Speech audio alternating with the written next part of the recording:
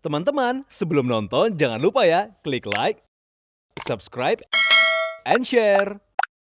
Halo viewers, welcome to Daily Lifestyle. Apa kabarnya viewers? Senang sekali rasanya aku dan Caca bisa kembali menemani kamu di rumah dalam waktu istirahat kamu nih. Ya, sama seperti biasanya Daily Lifestyle akan selalu hadir dan memberikan informasi menarik seputar dunia lifestyle and fashion bersama aku Natasha Liotania. Dan aku Filipos Adimas. Berita pertama Caca, ada berita tentang guru grooming. Kamu tahu nggak informasi guru grooming ini? Jujur aku belum tahu nih, bahkan aku baru pertama kali dengar. Makanya aku berharap bisa dapat informasi dari liputan tim kita di Daily Lifestyle. Sama Caca, aku pun juga nggak tahu. Tapi jangan khawatir ya, para narsum kita di berita pertama ini adalah sosok yang luar biasa dan tepat untuk berbagi informasi mengenai guru grooming. Makanya langsung aja kita simak, ini dia.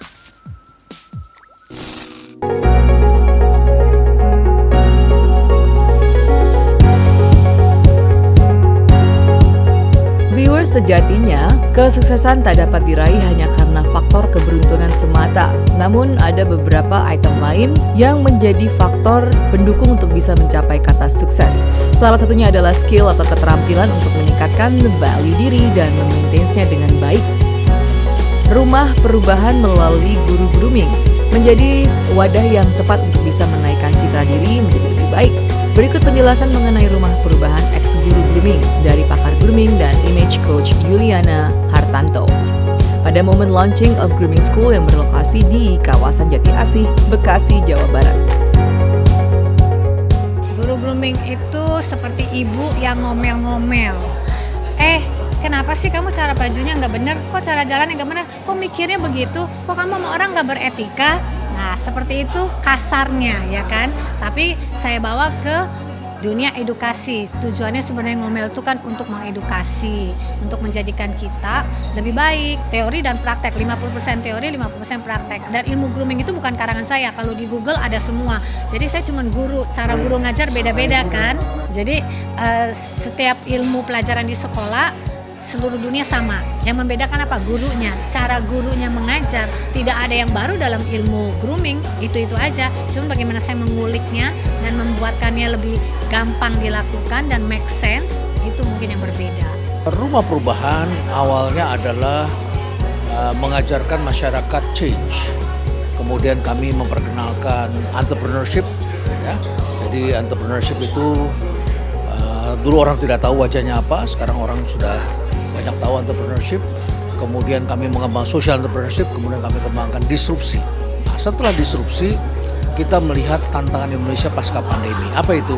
Satu adalah masalah lingkungan. Maka akan ada School for Sustainability. Jadi ini masalah lingkungan supaya sustainable. Ya. Kemudian School of Leadership. Kita mengajarkan leadership cara baru. Kemudian ada School of Politics. Karena rumah perubahan ingin melahirkan tokoh-tokoh politik baru di masa depan. Ya, kita ingin melahirkan tokoh-tokoh yang punya etika, punya strategi, bisa membaca laporan keuangan, bisa membaca situasi masyarakat, taat hukum, menghargai konstitusi, dan seterusnya. Kemudian ada lagi School of Grooming ini. Ya, School of Grooming ini adalah bagaimana kita mendidik agar orang yang bekerja di gedung-gedung perkantoran ini tahu menempatkan dirinya dengan benar.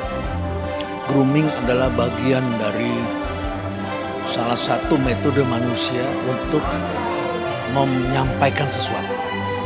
Jadi dengan grooming, orang akan berpenampilan lebih baik, menyesuaikan dengan keadaannya, dapat diterima, mendapat menampilkan potensi seseorang.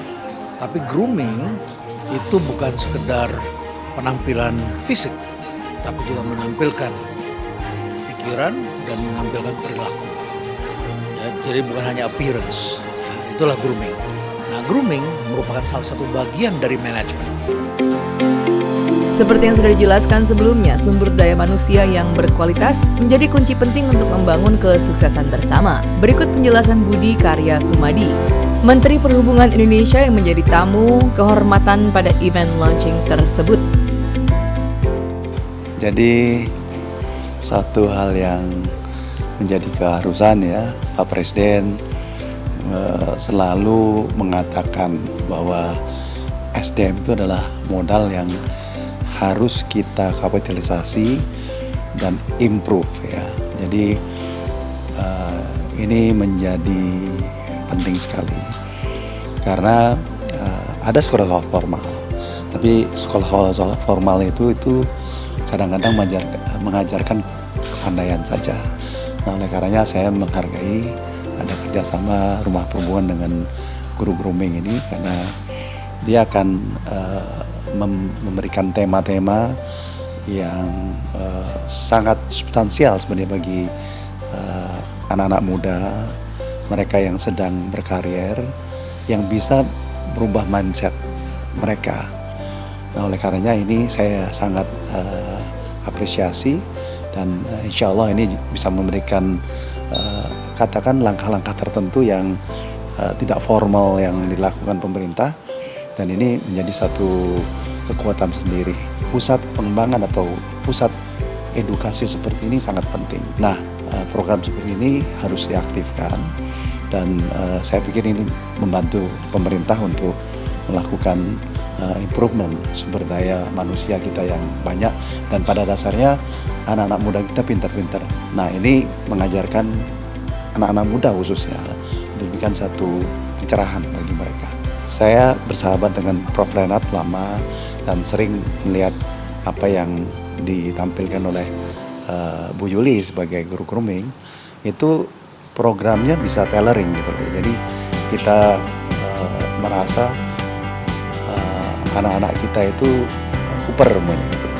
Ya secara sederhana ya bagaimana kita melatih dia gitu. Saatnya kita mesti inklusif, bahwa yang namanya ilmu, pekerjaan itu tidak boleh lagi inklusif.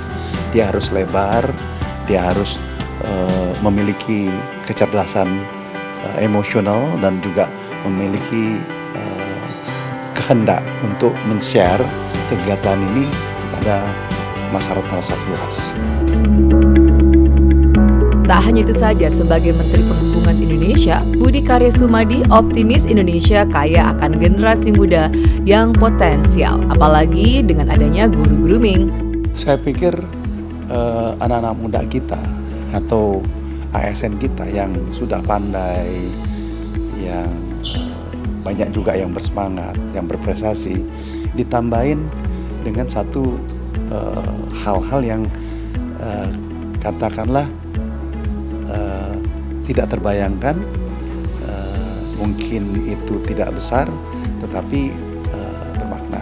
Nggak perlu terlalu panjang, serius, tapi justru bagaimana kita membuat hal ini dengan ringan tetapi message-nya sampai.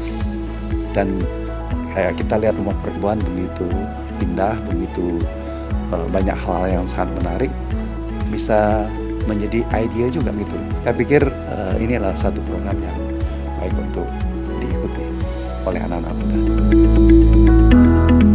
Meski begitu, menciptakan figur yang memiliki value dan berkarakter tak semudah mengembalikan telapak tangan. Lantas tantangan apa saja yang dihadapi guru grooming? Paling tantangannya waktu itu kita pernah mengajar anak-anak umur 13 gitu ya, yang kayak aduh gue di sini cuma gara-gara mak gue suruh gue kesini gitu kan. Tapi akhir-akhirnya ujung-ujungnya kan ketika orang mau berubah harus dari diri sendiri. Maka dari kelas itu kalau mereka mau berubah harus mau dong. Nah untungnya karena aku juga kehitungannya masih muda, walaupun dibanding anak umur 17 tahun, mereka kayak bisa look up, ngerti gak sih? Kayak oh ya ini kakaknya bisa kayak gini gitu, boleh deh aku coba gitu, lebih bisa merangkul jadinya. Berkontribusi di guru grooming adalah kelas confidence-nya, karena background aku sebagai model kan perlu confidence ya, karena lagi tadi aku juga sempat bilang aku tuh dulu anaknya sangat gak pede, umur 6, umur 7 kalau aku ke restoran aku nggak mau ngomong sama waitressnya, nggak mau ngomong sama mbaknya. Jadi kalau minta sendok pun aku nggak berani. Sampai mami bilang kalau kamu nggak minta sendok kamu nggak usah makan. Akhirnya aku pilih untuk tidak makan daripada gue harus ngomong sama si mbaknya. Se-nggak pede itu. Jadi aku tergerak hatinya, seneng juga ngebantu-bantu dan mendukung anak-anak muda untuk punya foundation yang bagus. Dari cara berjalan pun kan kepercayaan diri tuh terlihat dari cara jalan kita. Our self esteem tuh terlihat dari cara jalan kita. Mau pas kita sedih, marah tuh semua terlihat dari bahasa tubuh. Jadi pentingnya sekali untuk anak-anak muda dimulai dari muda untuk belajar ini semua karena akan berguna di banyak aspek dalam hidupnya gitu sih. Tadi saya cerita, saya dulu saya kan sekolah di Amerika, tinggal kerja di Amerika. Lalu memutuskan pulang ke Indonesia. Setiap kali banyak marah, tidak suka dengan cara-cara tertentu di sini, merasa kok beda. Tapi itu bukan saya so jago ya, udah lama di luar negeri kok gitu sih, pulang ke Indonesia belagu. Bukan, karena kan kultur saya sudah berbeda belasan tahun. Saya antri ATM, dipepet-pepet deketin, kan saya marah dong, kan balance saya kelihatan. Kalau di luar negeri udah ada garisnya 1,5 meter, sekarang udah seperti itu Indonesia, udah nggak masalah. Terus kalau di kasir, orang luar negeri itu selalu, "Hi ma'am, how are you doing today?" Ya kan, menyapa. Orang sini kayak muka nggak seneng. Nah, yang begitu-begitu kan hal kecil, tapi itu kan grooming ya, etika gitu, tata krama, tata cara bekerja. Makanya daripada saya ngomel disebelin orang, mendingan saya ngomel dengan satu platform, dihargai orang kan. Lantas apa yang menjadi goals hadirnya dari Rumah Perubahan X Grooming School ini? Rumah Perubahan dari dulu tidak pernah mengajarkan teori baru praktek, tapi kita ada permainan yang sudah didesain di sini semua, ada permainan-permainannya. Setelah itu orang mentertawakan dirinya, setelah itu kemudian mereka melihat data, setelah itu kemudian mereka caranya begini, karena mereka ngerti sendiri.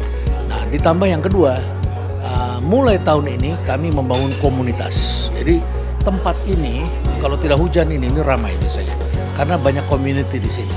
Di lapangan kami di sini di Cafe Breezy ada sekolah vokal, ada sekolah biola, ada sekolah ukulele, ada sekolah berkuda.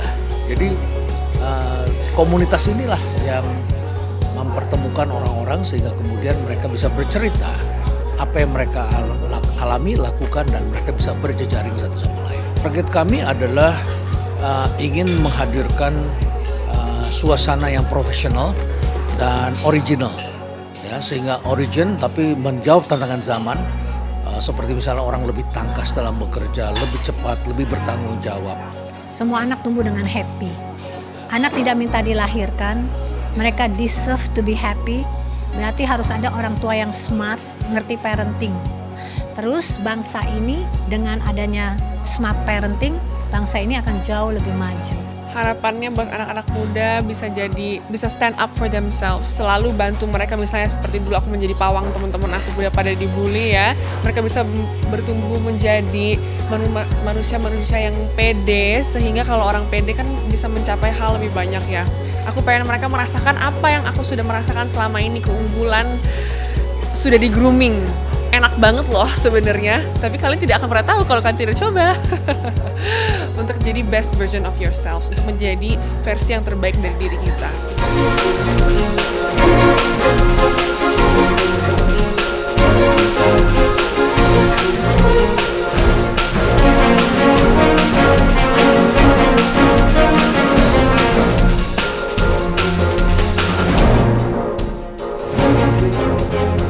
Teman-teman, sebelum nonton jangan lupa ya klik like, subscribe, and share.